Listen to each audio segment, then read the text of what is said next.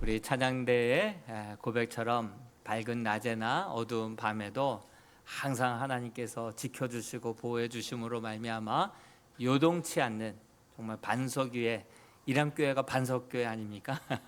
반석 위에 세워진 든든한 성도들의 신앙 될 수 있기를 축복합니다. 오늘은 내 종 다윗은 그들 중에 왕이 되리라 라고 하는 제아의 말씀을 함께 나눌까 합니다. 광고에서 들으셨듯이 오늘 오후에는 영화를 보려고 합니다. 다윗이라고 하는 영화를 보는데, 제가 4월 달인가요? 시사회 때 먼저 가서 아직 더빙으로 만들기 전에 그 영화를 봤는데요. 정말 아마 제가 본 애니메이션 영화 중에서는 가장 잘 만든, 그리고 작품성도 있고 대사가 너무 좋아요. 한 대사 찬양도 노래도 너무 좋아요. 그래서 정말 저 필름은 제가 좀 보관하고 싶다 할 정도로 너무나도 좋아서 한동안 우리 금요 성령 집회 때도 이제 다윗에 대해서 말씀을 전하고, 이번 주 금요일 날에도 다윗에 대한 말씀을 전할 텐데, 정말 이 대사가 하나하나가 너무나도 가슴에 딱 깊이 새겨지는 대사거든요. 필 커밍햄이라고 하는 감독이 30년 동안 이 작품을 만들려고, 애니메이션 감독이 된 이유도요, 사실 이 작품 만들려고 영화 감독으로 시도하고 도전했다 얘기를 들었습니다. 그래서 제가 이번 주에는 다윗에 대해서 이야기를 해야겠다.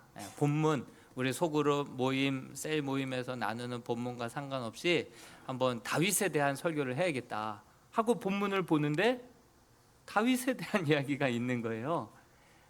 그 다윗도요, 정말 그 영웅 다윗, 여러 가지 시기별로 다윗에 대한 이야기가 다양한데, 영화에서 다루고 있는 그 내용을 얘기해야겠다 했는데 딱 그 내용이 오늘 본문에 딱 들어가 있는 거예요. 그러니까 매일 큐티에 보는 사람만 알아요. 하나님은 지난주에는 우리 교회를 정말 화재 가운데서 지켜주셨고, 이번 주는 정말 말씀으로 인도해 주시는데, 제가 다윗에 대해서도 특별히 이 분야에 대해서 이렇게 얘기해야겠다 생각하고 말씀을 봤는데 딱 그 말씀을 이 본문 속에 딱 담아내고 있는 거예요. 그래서 날마다 큐티 하시는 분들은 그 말씀 가운데 하나님께서 어떻게 주인 되셔서 이끌어 가시는 것을 날마다 순간마다 경험하듯이, 우리 교회의 참된 목자 되시는 분은 우리 여호와 하나님이신 줄로 믿습니다. 영화 대사 중에 미리 이야기하는 것은 아닙니다. 관람, 어떤 관점으로 보는가, 그렇게 좀 여러분들에게 힌트를 드리려고 하는 것입니다.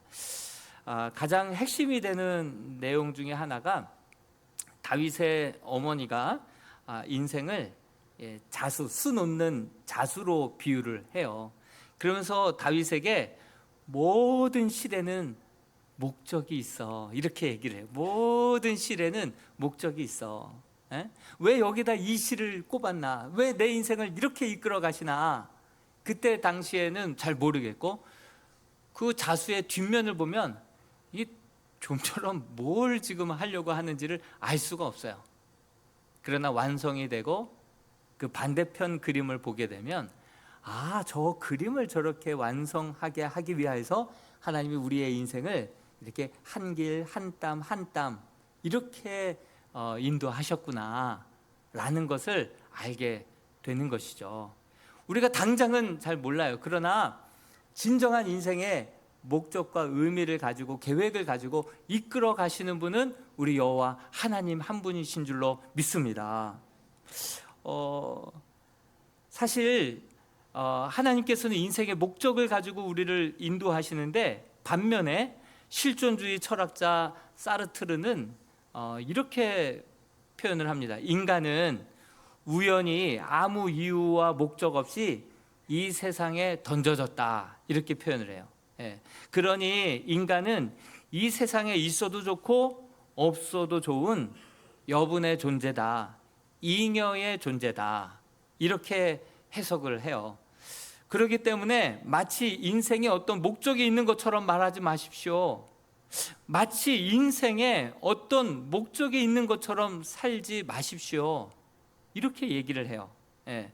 인생은 어디서 왔고 어디로 가는지 그냥 죽으면 그것으로 끝난다고 할 때, 예? 얼마나 그것만큼 더 허무한 인생이 어디 있겠습니까? 이게 바로 유물론적 사고예요. 유물론적 사고. 예. 진화론적 사고. 그 사고를 보면요, 끝이 굉장히 허무하게 끝나는 것을 보게 됩니다. 이것이 인생이더냐? 내가 뭔가 열심히 살아왔는데 이게 인생이더냐? 이렇게 끝나는 인생으로 종을 치게 만들죠.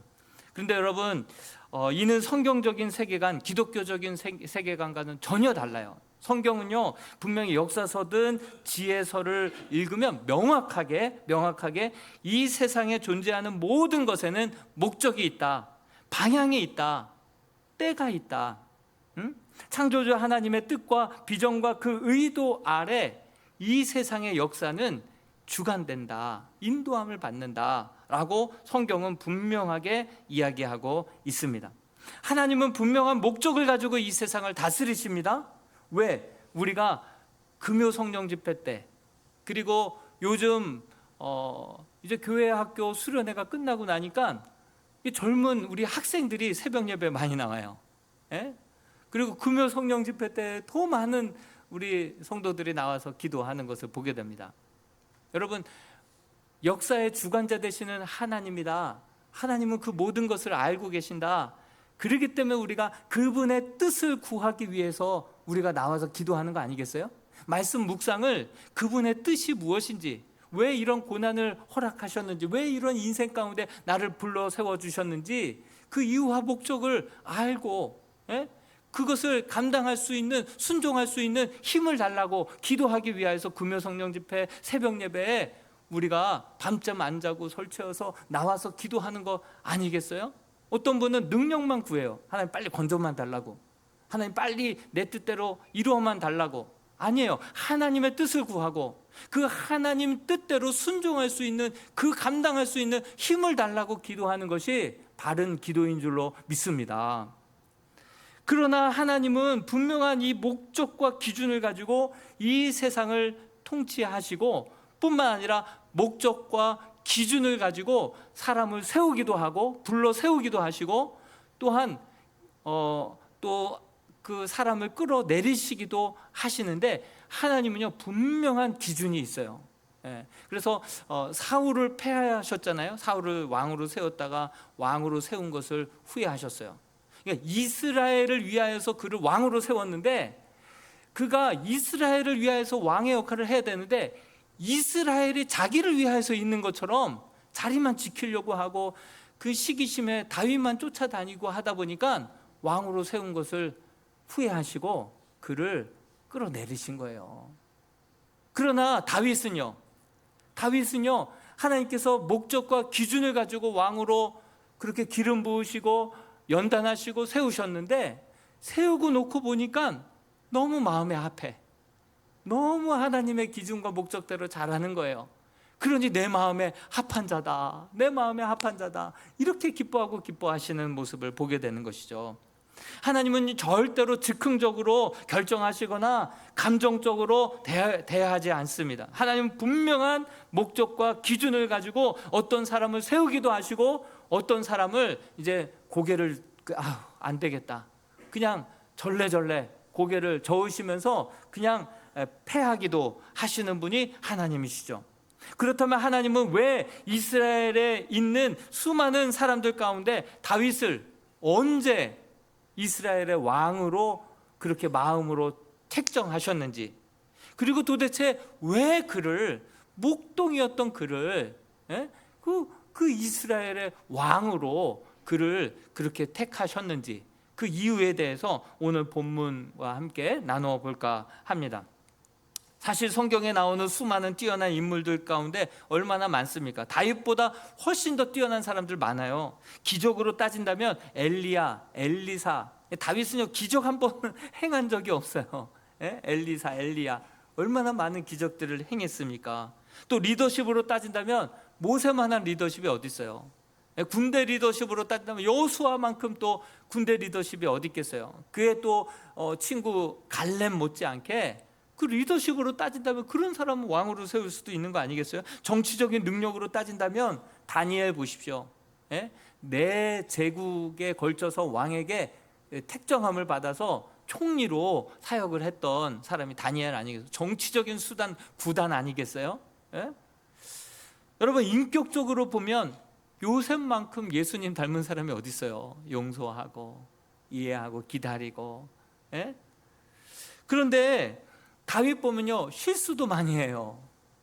그 아주 굵직굵직한 실패도 실수도 많이 해요.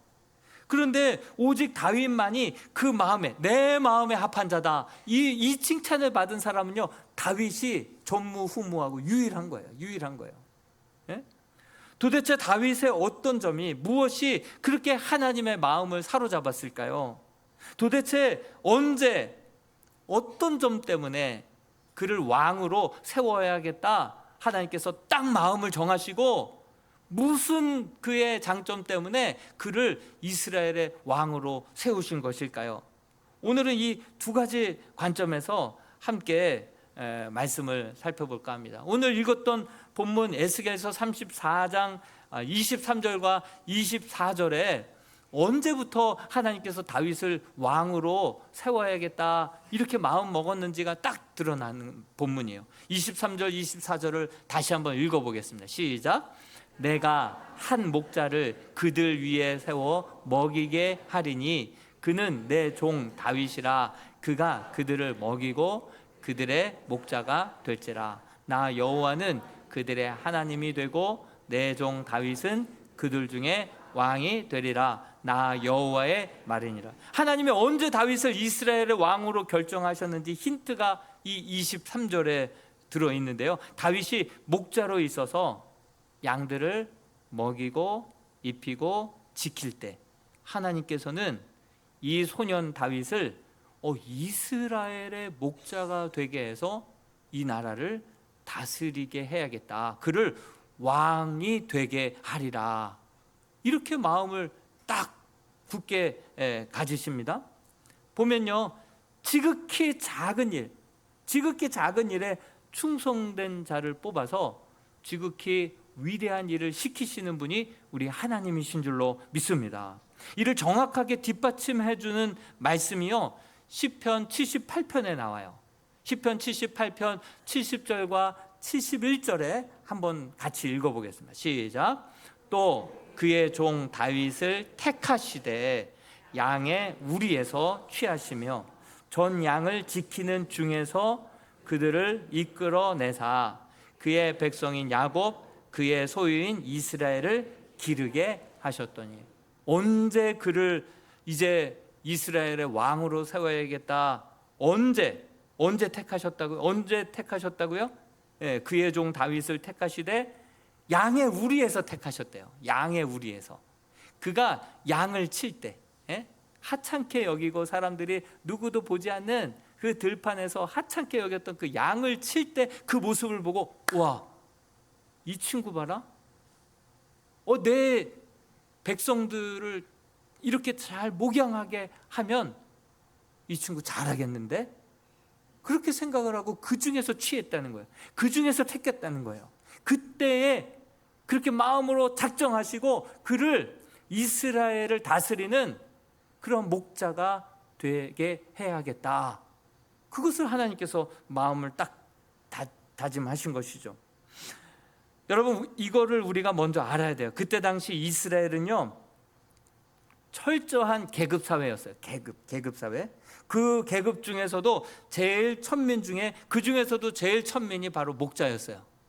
목동이었어요. 목동. 양치는 사람은요, 법정에서 증언을 해도요 효과가 없었어요. 뭐 거짓말 많이 하는 소년을 우리도 뭐라고, 양치기 소년. 별명이 양치기셨어요? 어떻게 그렇게 잘하세요? 양치기 소년이라고 하잖아요. 그러니까 법정에서 이 양을 치는 목동의 증언은요, 2명, 3명이 증언을 해도요 효과가 없을 정도로 아주 계급사회의 천민 중에 천민이 바로 목자였었던 때였죠. 예. 그런데 이 다윗은요, 그 부모에게조차도, 형제에게조차도요 인정받지 못하고 너 이거나 해, 이렇게 여김을 받았던 자가 다윗이에요. 그러니까 이제 사울을 왕으로 세웠던 것을 하나님 후회하시고 사무엘에게 너 베들레헴에 가서 이세의 아들들을 모아봐. 그럼 내가 그 중에 한 아들을 내가 기름 부어 이스라엘을 왕으로 세울 거야. 그래서 사무엘이 베들레헴에 가서 이세에게 아들들을 다 모으라고 했습니다. 다 데리고 오라고. 그런데 7명만 데리고 온 거예요. 7명만. 예. 첫째를 봐도 감동이 없고, 둘째를 봐도 감동이 없고, 그래서 7째를 봤는데도 감동이 없는 거예요. 그래서 이 사무엘이 아들이 이게 다냐고 물어보니까 그제서야 대답을 하는 거예요. 그제서야 이 이세가 대답을 하는데, 그냥 성경 말씀만 봐서는요 뭐라고 답변한 것인지를 잘 모르겠어요. 한번 사무엘상 16장 11절 말씀을 같이 한번 먼저 읽어볼게요. 시작. 또 사무엘이 이세에게 이르되 내 아들들이 다 여기 있느냐? 이세가 이르되 아직 막내가 남았는데 그는 양을 지키나이다. 사무엘이 이세에게 이르되 사람을 보내어 그를 데려오라. 그가 여기 오기까지는 우리가 식사 자리에 앉지 아니하겠노라. 그는 양을 지키나이다.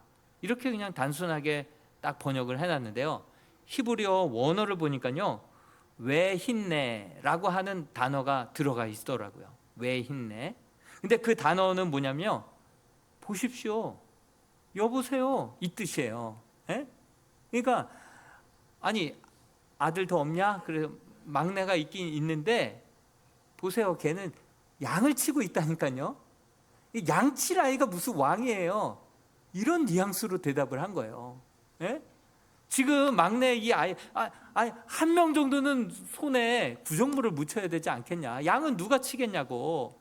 그래서 그 애는 양 치는 애라니까요. 보십시오, 이 단어가 번역이 안 돼 있는 거예요. 그러니까 그 뉘앙스로 이세는 데려와봤자 소용없어요. 볼 것도 없어요. 걔는 그냥 양이나 치는 애라니까요.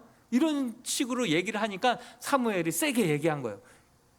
그 아이를 데려오지 않으면 나는 앉지도 않고 먹지도 않을 테니까 알아서 하시오. 이렇게 된 거예요. 그러니까 어쩔 수 없다, 와도 소용없는데, 이런 자기 막내 아들을 그냥 구정물 손에 묻혀서 그냥 내놓은 자식이죠. 예? 그렇게 여겼던 아들이 바로 다윗이었다라고 하는 사실입니다. 그런데 그때에도 하나님의 눈은요 아무도 주목하지 않고 아무도 알아주지 않은 그 하찮은 양을 한 마리 한 마리 정성을 다하여서, 내 양도 아닌데 성경에 보니까 아버지의 양이래. 아버지의 양, 형들의 양, 위탁받은 양이에요. 다 내 양도 아니에요. 내 양 뭐 한두 마리 있었겠죠. 잘 키우다 보니까 이 새끼 그러면 너 가져 그래서 몇 마리는 있었겠죠. 예? 그리고 다 자기 양도 아니에요. 형님들의 양이고 아버지의 양이에요. 그럼에도 불구하고 이 자그마한 일, 아무도 안 알아주고 보는 이 없을 때에 그 다윗은요 한 마리 한 마리에 정성을 담은 거예요. 최선을 다해서 지켰던 것이죠. 하나님은 그것을 주목하시고, 얘 봐라, 이것 봐라, 아무도 알아주지 않고 아무도 보지 않는 곳에서 이렇게 최선을 다해서 정성을 다하여서 이렇게 양들을 돌보네, 지키네, 생명 걸고 지키네, 그리고 하나님 앞에 은혜라고 찬양하네. 이 모습을 보고 하나님께서 요 녀석 이스라엘 백성의 목자가 되면 정말 잘 이끌 것 같다, 이런 마음을 가지시고 그에게 기름 부으시려고 사무엘을 보내신 것이라고 하는 것이죠. 그래서 다윗의 어떤 점을 보고 왕으로 결정하셨을까? 바로 이 시기에 다윗이 골리앗을 넘어뜨린 거 아니에요. 나라 구한 것도 아니에요. 예? 사울의 병기 맡았을 때 부름받은 것도 아니에요. 그저 그냥 하찮게 여겼던 양을 정성껏 돌보 그 작은 일에 최선을 다했을 때 그때 하나님이 주목하고 계셨고요. 어떠한 점 때문에 그를 왕으로 세워야겠다, 그 말씀이 시편 78편 72절에 두 가지 이유가 정확하게 나오고 있어요. 우리 72절 말씀을 같이 한번 읽어보겠습니다. 시작. 이에 그가 그들을 자기 마음의 완전함으로 기르고 그의 손에 능숙함으로 그들을 지도하였도다. 마음의 완전함, 그리고 손의 능숙함. 손의 능숙함은 알겠죠? 물매를 얼마나 잘 던졌어요. 예? 한 마리도 사자나 곰에게 빼앗기지 않고 지켜내기 위하여서 그냥 수도 없이 반복해서 정확하게 맞힐 수 있도록 그렇게 손의 정교함, 그렇게 준비를 했던 거고, 마음의 완전함은요, 주석을 찾아보니까요, 주석에는 근면, 성실, 정직, 한결같음 이렇게 써 있어요. 이게 도대체 뭔 뜻인지 주석만 봐서는 잘 모르겠어요. 그래서 우리에게는 재미나이가 있잖아요. 재미나이에게 물어봤어요. 프롬프트 지시문이 되게 중요하거든요. 그래서 지시문을 이렇게 히브리어를 모국어로 사용하는 사람들에게 그 원어가 완전함이라고 하는 용어가 히브리어로 톰이에요. 톰. 이 톰이라고 하는 이 단어는 히브리어를 능숙하게 쓰는 유대인들에게는 어떤 의미야? 이렇게 물어봤어요. 그랬더니만 놀라운 대답이 나오는 거예요. 이 톰은 이 히브리 사람들에게 있어서 이 톰, 이 완전함이라고 하는 것은 완전한 사람이나 착한 사람으로 이해하지 않고 많은 사람 앞에 있을 때의 모습과 아무도 보지 않을 때의 모습이 똑같은 사람이라는 거예요. 많은 사람 앞에서 있을 때의 모습과 정말 골방에 혼자 있을 때의 모습이, 그 하나님 앞에 있는 사람들은요, 여러 사람 있을 때나 정말 골방에 혼자 있을 때나 똑같지 않겠어요? 이 다윗이 그랬다는 거예요. 다윗이 여러 사람 앞에 있을 때나 아무도 보는 이 없는 곳에 있을 때나 행동이 똑같았고요. 내 양을 케어할 때나 다른 사람들을 위탁한, 특별히 자기를 무시하고 깔보고 조롱하는 사람들이 맡겨놓은 그 양들을 케어할 때에도요, 한 마리도 놓치지 않고 빼앗기지 않기 위하여서 정말 정성을 다하여서 그렇게 양들을 케어했다, 지켰다, 보호했다. 그 뜻이 여기 안에 담겨져 있는 것이죠. 여러분, 그래서 제가 이 책이 생각이 났어요. 빌 하이베스 목사님의 아무도 보는 이 없을 때 당신은 누구인가.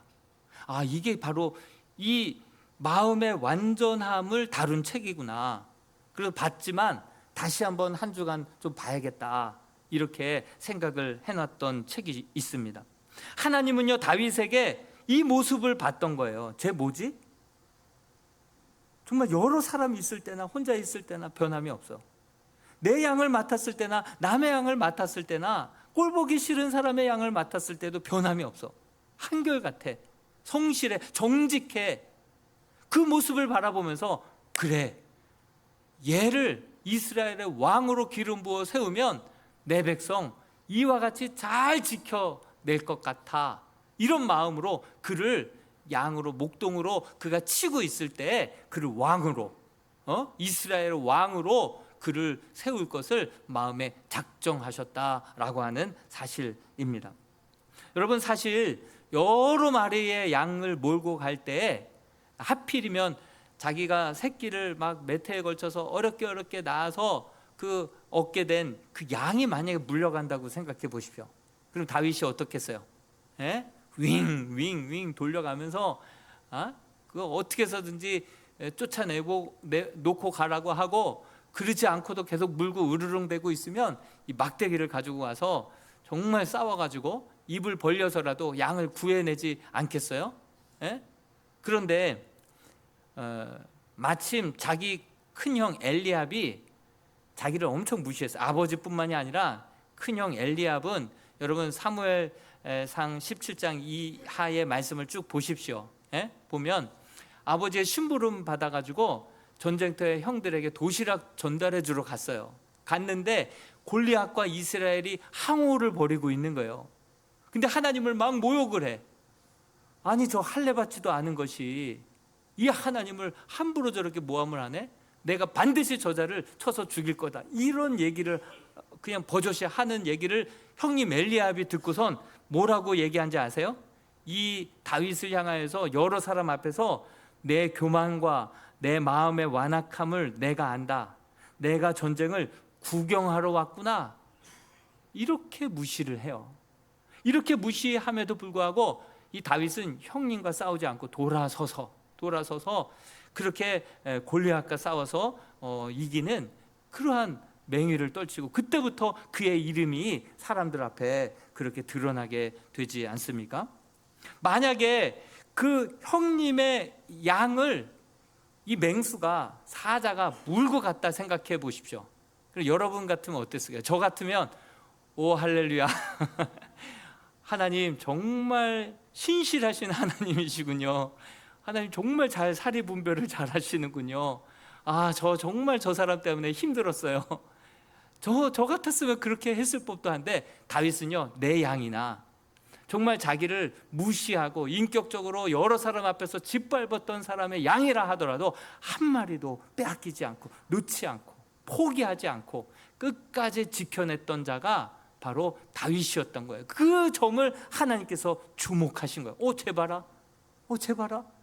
쟤에게 이스라엘을 맡기면 정말 잘 다스릴, 지극히 작은 일에 충성된 자에게 더 큰 일, 더 영광된 일을 맡기시는 분이 우리 하나님이신 줄로 믿습니다. 사실 외부의 사람들이 맡긴 양 막 물어갈 때 사실 짐승의 특징은 뭐예요? 인간은요, 돈이 된다고 한다면요 그냥 싹 다 잡아서 냉동고에 넣어놨다가 그거 다 팔잖아요. 근데 짐승은요, 배고플 때 딱 한 놈만 공격해요. 한 놈만 물고 있을 때 그걸 뺏으려고 하면 으르릉 대면서 으르릉 대지만, 그러나 그거 물고 있는 동안에는요 그 세상 건드리지 않는 거예요. 배부르면요 그냥 순한 양처럼 배 뒤집고 자는 게 맹수들의 특징이에요. 그러니 한 놈만 물고 있을 때 그거 괜히 건드렸다가 내가 다치고 내가 물리고 내가 죽을 수도 있으니, 그래 한 놈 더 가져가라, 대신 조용히 저쪽에서 조용히 먹어 하고 안전한 지대로 피할 수도 있잖아요. 그런데도 불구하고 정말 얄미울 정도로 사자나 곰에게 양 한 마리도 빼앗기지 않은 거예요. 아주 정교하게 준비하고 한 마리도 빼앗기지 아니하고 어떤 연약한 양도 자기 믿고 따르는 양을 끝까지 지켜낸 거예요. 그 모습을 바라보면서 하나님께서 아니나 다를까 그렇게 그에게 사람들을 맡겨보시는 거예요. 맡겨보실 때 여러분 사무엘상 22장 2절 말씀 한번 읽어볼까요? 사무엘상 22장 2절, 사람을 한번 맡겨봤어요. 이제 같이 읽어봅시다. 시작. 환난 당한 모든 자와 빚진 모든 자와 마음이 원통한 자가 다 그에게로 모였고, 그는 그들의 우두머리가 되었는데 그와 함께한 자가 400명가량. 미친 거 아니에요 여러분? 멀리 가려면 혼자 가라고 그랬어요. 그런데 자기는 지금 사울의 군대 3,000명에 쫓기고 있는 상황이에요. 그런데 어떻게 400명을 자기에게로 피했다고 그 사람을 모두 다 뭘 지금 강조하고 있는 거예요? 한 명도 그냥 놓치지 않았다는 거예요. 자기에게 피하고 자기에게 맡겨주신 영혼을요 한 명도 잃어버리지 않고 이렇게 철저하게 그렇게 그들을 감싸고 보호하고 지키고 먹이고 입히고 했다는 거예요. 그게 나중에는 불가능해지자 블레셋이라고 하는 고센 땅에 가서라도 차라리 그 사람들과 함께 사는 거예요. 엔게디 광야, 엔게디 굴에서는요 600명이 돼요. 아, 요것 봐라, 내가 잘 봤어, 내 마음에 합해, 그러면서 남유다를 맡겨요. 나중에는요 통합 왕으로, 이스라엘 12지파 전체의 통합 왕으로 그 다윗을 왕으로 세워주신 분이 우리 하나님이신 줄로 믿습니다. 여러분, 마음의 완전함이란 정말 많은 사람 앞에서의 모습과 아무도 보지 않는, 그러니까 아무도 없는 곳에서의 모습이 똑같은, 한결같은 사람, 정직하고 진실된 사람, 그러한 자가 하나님의 마음에 합한 자고, 그러한 자를 하나님의 기준은 지금도 변함이 없어요. 그런 자를 찾고 계시는 줄로 믿습니다. 여러분들 한 분 한 분이 하나님 앞에 지극히 작은 영혼, 작은 일, 정말 남들 별로 알아주지도 않는 일, 그런 작은 일이라 하더라도 최선을 다해서 그것을 섬길 때 하나님께서는 요것 봐라, 그 근성과 그 성실한 모습, 그 진실된 모습, 그 한결같은 모습을 바라보시면서 하나님은 그를 들어서 이 시대와 열방 가운데 영광되게 복되게 사용해 주시는 분이 우리 주님인 줄로 믿습니다. 그러한 은혜, 하나님 앞에 다윗과 같이 서서 다윗과 같이 정말 하나님을 즐겁게 하고 하나님 앞에 귀하게 쓰임받을 수 있는 저와 여러분들이 다 될 수 있게 되기를 주님의 이름으로 축원드립니다. 우리 정결한 마음 주시옵소서. 이 변치 않는 마음 내 안에 주시옵소서. 간절히 기도하고